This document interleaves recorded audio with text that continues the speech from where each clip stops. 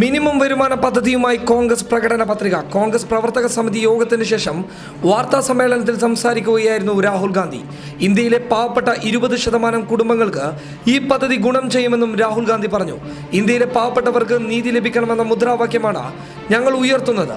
കോൺഗ്രസ് അധികാരത്തിലെത്തിയാൽ ഇന്ത്യയിലെ പാവപ്പെട്ടവർ ഉൾപ്പെടെയുള്ളവർക്ക് ഒരു മാസം 12,000 രൂപ വരുമാനം ഉറപ്പുവരുത്തുമെന്നും അദ്ദേഹം പറഞ്ഞു. പി ചിദംബരം അധ്യക്ഷനായ കമ്മിറ്റിയാണ് കോൺഗ്രസിന്റെ പ്രകടന പത്രിക തയ്യാറാക്കിയത്.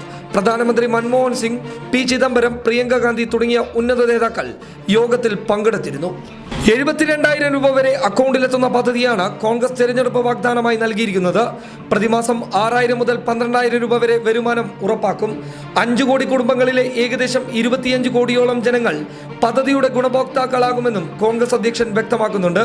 പണക്കാരുടെ ഇന്ത്യ, പാവപ്പെട്ടവരുടെ ഇന്ത്യ എന്ന തെരഞ്ഞെടുപ്പ് ഉണ്ടാകാൻ അനുവദിക്കില്ല. പണക്കാരനും പാവപ്പെട്ടവനും ഒരുപോലെ ബഹുമാനം ലഭിക്കുന്ന ഒരൊറ്റ ഇന്ത്യ മാത്രമേ ഉണ്ടാകൂ എന്നും രാഹുൽ ഗാന്ധി വ്യക്തമാക്കി. News desk, public Kerala.